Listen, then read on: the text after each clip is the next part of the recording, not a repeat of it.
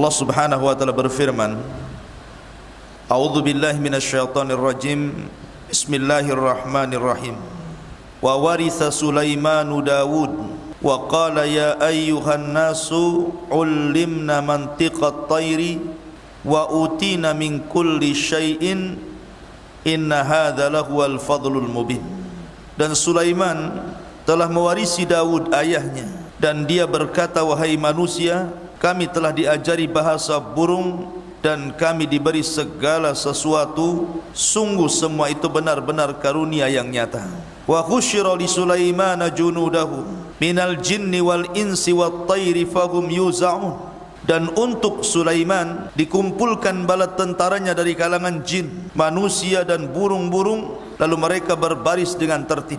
Hatta idza atau ala wadin namli qalat namlatun ya ayyuhan namlu khulu masakinakum la yakhtimannakum Sulaiman wa junuduhu wa hum la yash'urun. Hingga ketika mereka sampai di lembah semut, berkatalah seekor semut, wahai semut-semut, masuklah ke dalam sarang-sarang agar kamu tidak diinjak oleh Sulaiman dan bala tentaranya, sedangkan mereka tidak menyadarinya. Fatabassama dhahikan min qawliha wa qala rabbi auzi'ni an ashkura ni'mataka allati an'amta alayya wa ala walidayya wa an a'mala salihan tardah wa adkhilni bi rahmatika fi ibadika salihin. Maka Sulaiman pun tersenyum, lalu tertawa karena mendengar perkataan semut itu.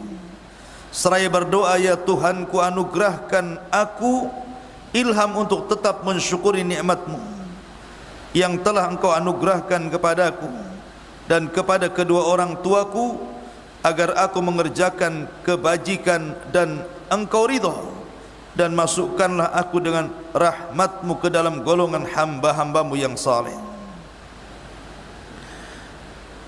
Taib, ma'asyiral muslimin yang dimuliakan Allah Azza wa Jalla, ayat suratul Naml 16 sampai 19 menceritakan tentang kisah Nabi Allah Sulaiman dengan seekor kepala semut. Disebutkan bahawa ketika Nabi Allah Sulaiman alaihi salatu wassalam hendak mempersiapkan pasukan yang sangat besar, pasukan gabungan antara manusia, kemudian juga bangsa jin dan juga burung-burung. Karena memang kelebihan Sulaiman, jin dan juga binatang itu ditundukkan kepadanya. Lah, Nabiullah Sulaiman ini bergerak dengan pasukannya, kemudian melewati perbukitan Asqalan, ma'ruf Asqalan di Syam. Tiba-tiba kemudian di perbukitan itu ada semut-semut yang sedang berjalan. Tentu pasukan yang sangat besar, dari kejauhan saja sudah menggetarkan bumi. Di langkah-langkah kaki yang banyak itu tentu sudah menggetarkan bumi, sehingga dari kejauhan semut sudah merasakan bahwa akan ada orang yang lewat melintasi perjalanannya.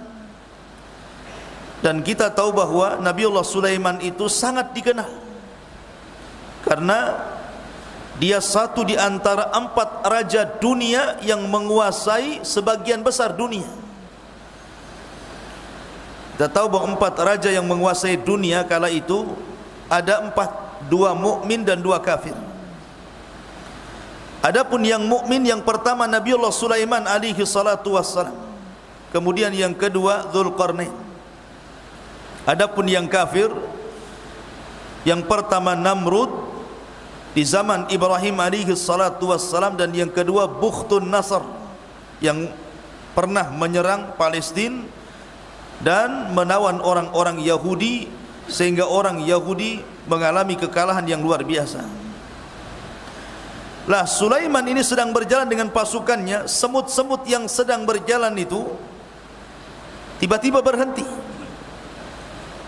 Lah, pimpinan semut itu tiba-tiba kemudian berceramah di hadapan pasukannya dan mengatakan, ya ayyuhan namlu khulu masakinakum la yakhtimannakum Sulaimanu wa junuduhu wa hum la yash'urun. Wahai semut, wahai semut-semut, masuklah kalian ke dalam sarang-sarang agar kamu tidak diinjak oleh Sulaiman dan bala tentaranya, sementara mereka tidak sadar. Kalimat la yakhtimannakum berbeda dengan la yata'annakum. Kalau yata itu hanya mungkin terinjak, mungkin 1-2 mati. Tapi yakhtim itu artinya menghancurkan. Maknanya jangan sampai Sulaiman dan pasukannya menghancurkan kalian, menghancurkan rumah-rumah kalian, menghancurkan jalan-jalan kalian. Makanya kemudian dia mengatakan, udkhulu masakinakum, masuk kalian ke lubang-lubang kalian, selamatkan diri-diri kalian, jangan sampai Sulaiman dan pasukannya menghancurkan kalian. Subhanallah. Bagaimana ketua semut ini memiliki perhatian kepada rakyatnya agar menyelamatkan masing-masing dan masuk ke dalam rumah-rumah mereka. Ketika Sulaiman mendengar, karena Sulaiman itu kan peka tuh, dia dengar ada pimpinan semut menggerakkan pasukan semut, tiba-tiba dia tersenyum dan mengatakan, fatabassama dhahika min qawliha wa qala rabbi auzi'ni an ashkura ni'mataka allati an'amta alai wa ala walidayya. Maka Sulaiman pun tersenyum. Lihat bagaimana akhlak Sulaiman. Maka Sulaiman pun memperlambat jalannya karena takut ada pasukan semut yang belum masuk ke sarangnya kemudian terinjak oleh dia atau pasukannya. Sulaiman ketika mendengar itu dia tersenyum, dan itu bentuk akhlak bahwa pada binatang saja tersenyum, ikhwan, harusnya kepada manusia lebih tersenyum lagi. Maka jadilah orang yang tukang senyum. Tapi Sulaiman tersenyum sama semut karena paham bahasanya. Jangan pula ada semut antum senyum sama semut gitu. Kenapa senyum-senyum? Sulaiman kan senyum, saya pun senyum. Itu orang gila namanya. Antum tidak paham bahasa Sulaiman.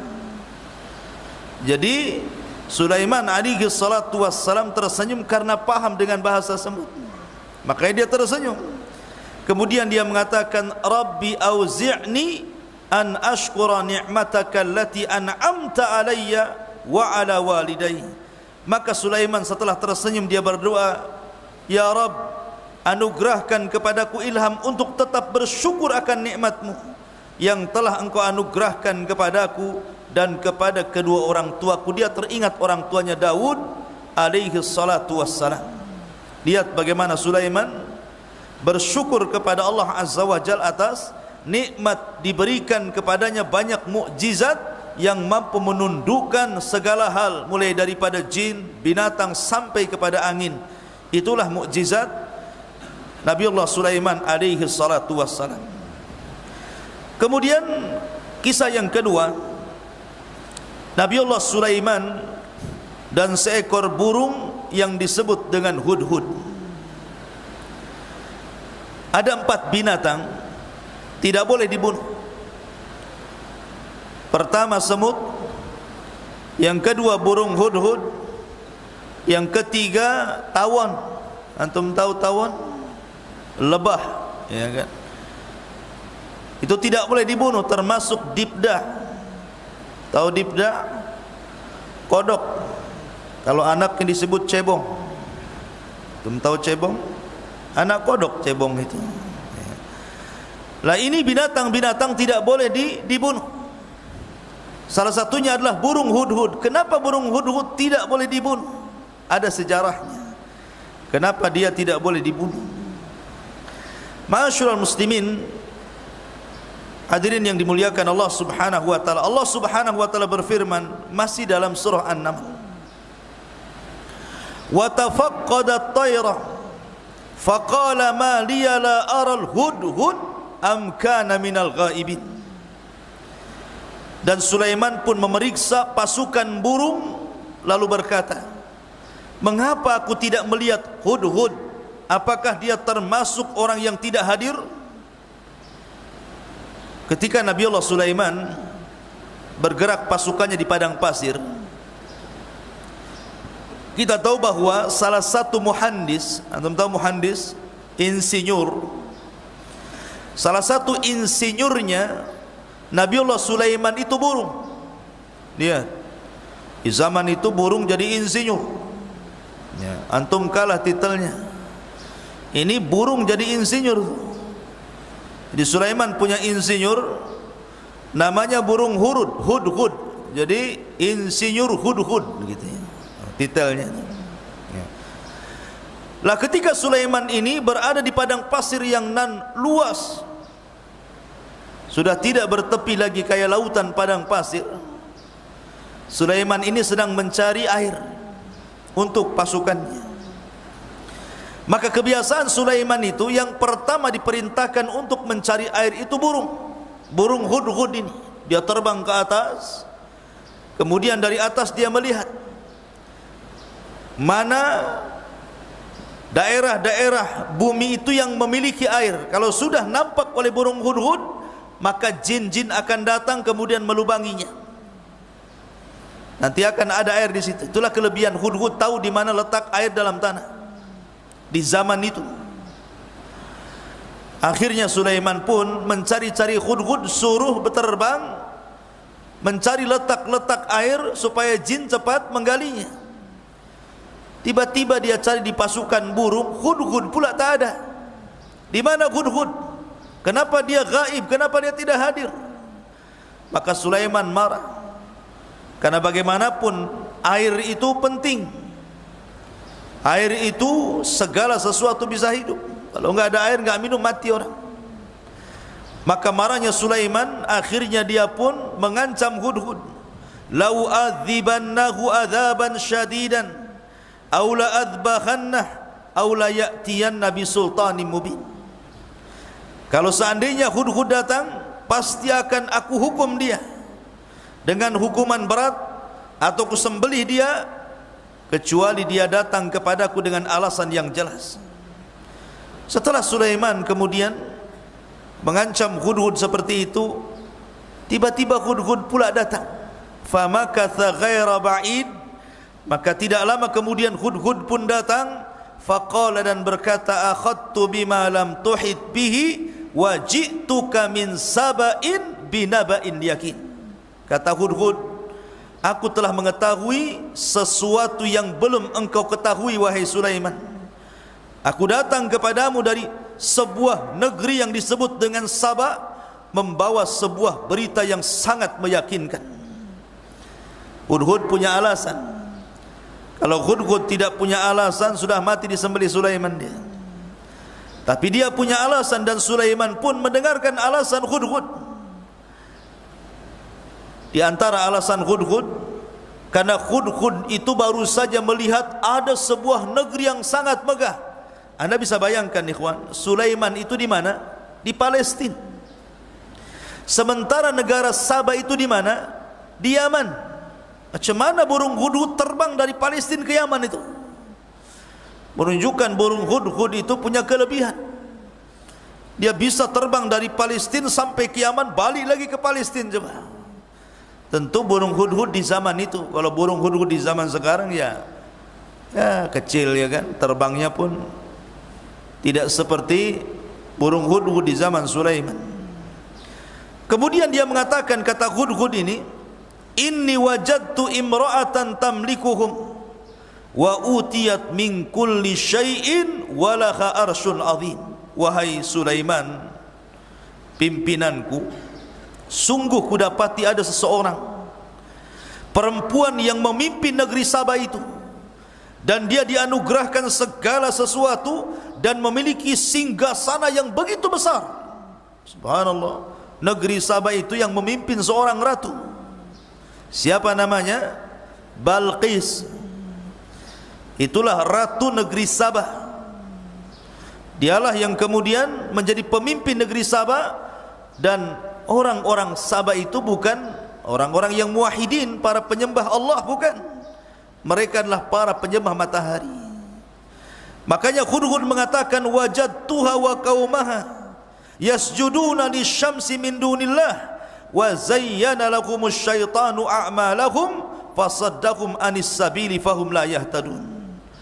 Kata Hudhud, wahai Sulaiman, kudapati Ratu Balqis itu dan kaumnya menyembah matahari bukan kepada Allah, dan setan telah menjadikan terasa indah bagi mereka perbuatan-perbuatan buruk mereka sehingga menghalangi mereka dari jalan Allah, maka mereka tidak dapat petunjuk. Ala yasjudu lillah alladhi yakhrujul khab'a fis samawati wal ardi wa ya'lamu ma tukhfuna wa ma tu'linun Allahu la ilaha illahu huwa rabbul arshil azim. Lihat bagaimana Hudhud mentauhidkan Allah.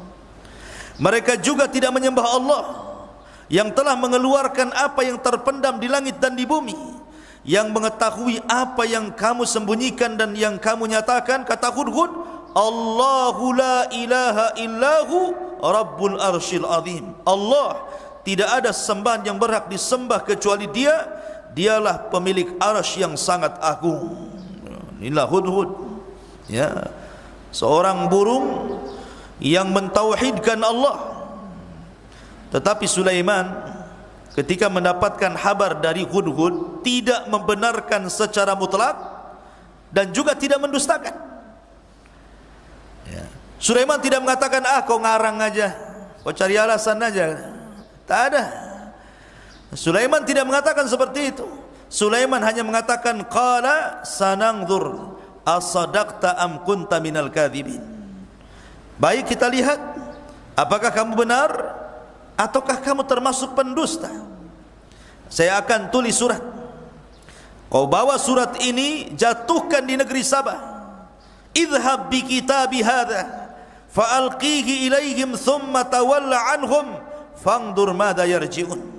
Pergilah dengan membawa suratku ini, jatuhkan surat ini kepada mereka, kerajaan Sabah itu. Kemudian berpalinglah dari mereka, lalu perhatikan kira-kira apa balasan mereka. Dulu kalau ngirim surat pakai burung, taruh di kakinya kemudian diterbangkan.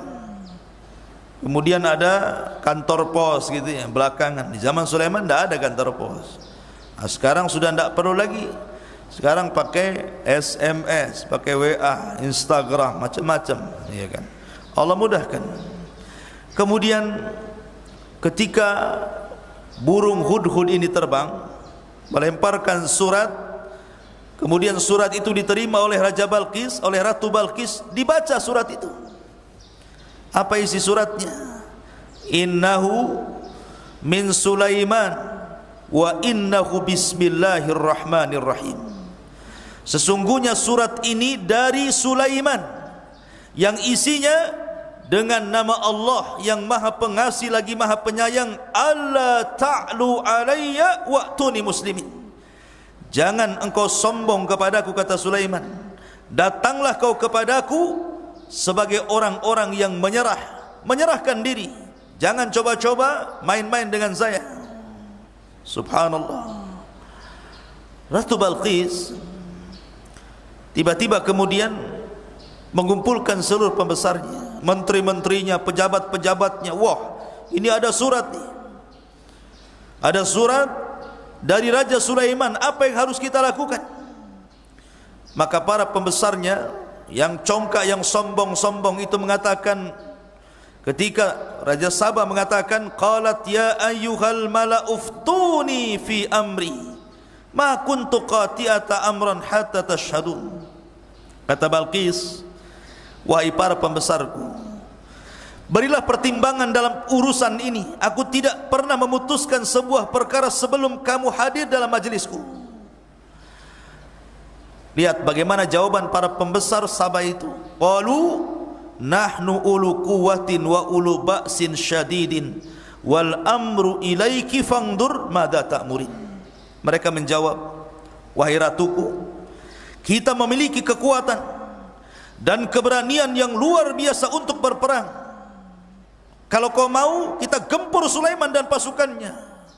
Dia tidak tahu kalau Sulaiman itu menundukkan jin, menundukkan binatang, menundukkan burung-burung, menundukkan angin. Sekali angin disuruh dihempaskan, bisa roboh semua istana Balqis itu. Mereka tidak tahu kekuatan Sulaiman. Sombongnya mereka mengatakan, kami punya kekuatan besar, keberanian yang luar biasa. Kalau engkau perintahkan perang, kita perang, katanya. Tetapi keputusan berada di tanganmu, hai ratuku. Maka pertimbangkanlah apa yang engkau perintahkan. Tiba-tiba dari sekian banyak para pembesar Ratu Balqis ini, ada pula yang berakal. Kemudian mengatakan, qalat innal muluk idza dakhalu qaryatan afsaduha wa ja'alu a'izzata ahliha adillah wa kadzalika yaf'alun.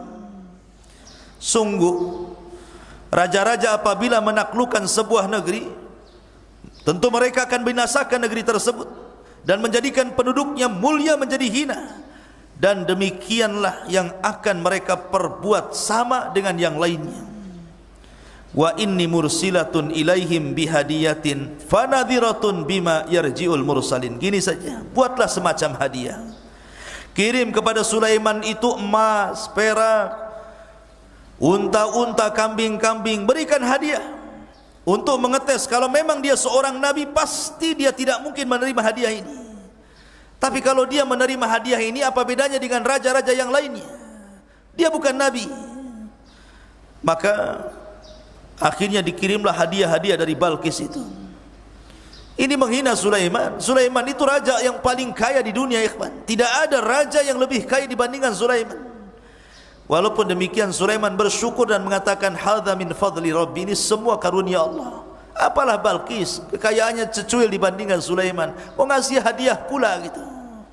Kata Sulaiman, falamma jaa Sulaiman qala atumiddunani bimalin fama atani Allahu khairum mimma atakum bal antum bihadiyatikum tafrahun.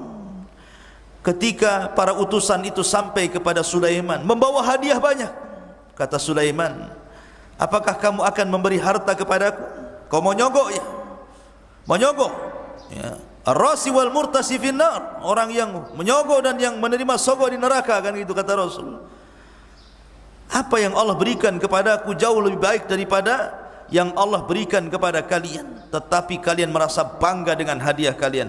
Bawa lagi hadiah kalian, bawa ke ratu kalian sana. Irji ilaihim, kembalikan hadiah itu kepada mereka. Fala na'tiyannahum bijunudi la kibala lahum biha wala nukhrijannahum minha adillata wa hum saghirun. Sulaiman mulai ngancam nih. Kembalikan kepada mereka hadiah ini. Sungguh kami akan datang kepada mereka dengan bala tentara yang mereka tidak mampu melawannya, dan kami akan usir mereka dari negeri itu, negeri Sabah itu, secara terhina, dan mereka akan menjadi tawanan yang sangat hina dina di hadapanku. Wah, langsung main ancam. Wajar, Sulaiman besar kekuatannya, tentaranya. Qala ya ayyuhal mala'u ayyukum ya'tini bi arsy qabla an ya'tuni muslimin. Ketika Raja Balqis ini mendengar bahwa Ratu Balqis mendengar Sulaiman akan datang dengan pasukan yang sangat besar, ketakutan dia. Akhirnya mereka pun, Raja Balqis, Ratu Balqis dan juga para pembesarnya, mau tidak mau mereka harus menyerah kepada Sulaiman. Akhirnya mereka pun berangkat dari Yaman, negeri Sabah, menuju Palestina, negerinya Sulaiman. Tapi sebelum itu, Sulaiman mengumpulkan tentaranya. Ada jin, ada manusia, ada burung-burung, macam-macam tentaranya itu. Kemudian Sulaiman mengatakan, wahai para pembesar, siapa di antara kamu yang sanggup membawa singgasana si Balqis itu kepadaku sebelum mereka datang kepadaku menyerahkan diri? Ya, tiba-tiba qala ifritun minal jin, Ifrit dari kalangan jin berkata, ana atika bihi qabla an taquma min maqamik wa inni alaihi laqawiyyun amin. Kata Ifrit, wahai rajaku, serahkan tugas itu kepadaku. Akulah yang akan mengangkat singgasana Ratu Balqis kepadamu sebelum engkau berdiri di tempat dudukmu. Dan sungguh aku kuat, mampu melakukannya, dan aku orang yang bisa dipercaya. Wah, Ifrit bisa memindahkan istana sebelum Sulaiman berdiri dari tempat duduknya, sudah ada di hadapannya. Ya, bisa memindahkan istana, apalagi ngambil uang di celengan. Paling mudah tu iprit. Jadi kalau disahkan ada yang hilang uang di lemari, berarti dicuri siapa? Dicuri iprit itu. Ipritnya yang mana satu, Allahu a'lam. Ya. Jadi jin itu bisa memindah-mindahkan sesuatu. Istana aja bisa dipindahkan, apalagi uangnya. Mudah ditilep sama iprit itu. Jadi iprit bangga dengan kekuatannya. Aku bisa pindahkan tu raja tentang istana Balqis kemari. Tiba-tiba ada orang saleh. Qala alladhi indahu ilma minal kitab ana atika bihi qabla an yartadda ilaika tarfuk. Seseorang yang mempunyai ilmu dari kitab berkata, jangan lagi engkau berdiri dari tempat dudukmu, bahkan aku akan membawa singgasana itu kepadamu sebelum matamu berkedip, katanya. Oh, lebih hebat lagi ini. Ini iprit sebelum Sulaiman bangkit berdiri dari tempat duduk. Ini sebelum berkedip dia sudah di sini. Oh, ini jago lagi nih.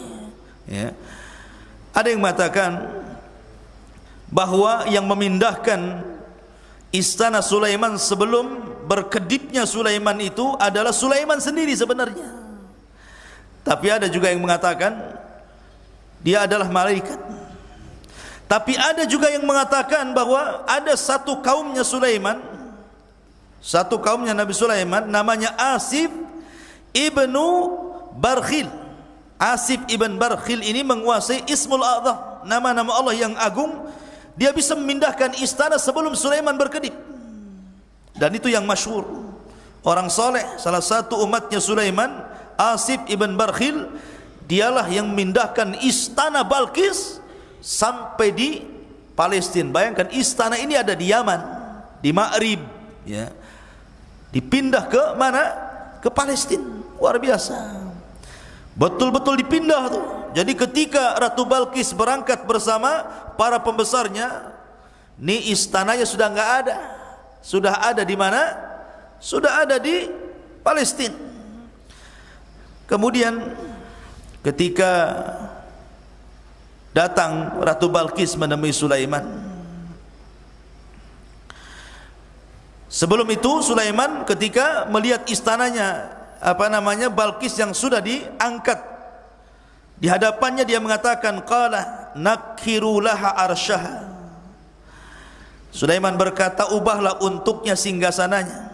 Kita akan lihat apakah dia Balqis mengenal atau tidak mengenalnya. Kita robah sedikit istananya. Akhirnya jin-jin itu merubah istananya, ya. Mungkin catnya tadinya warna ungu jadi warna pink begitu, ya.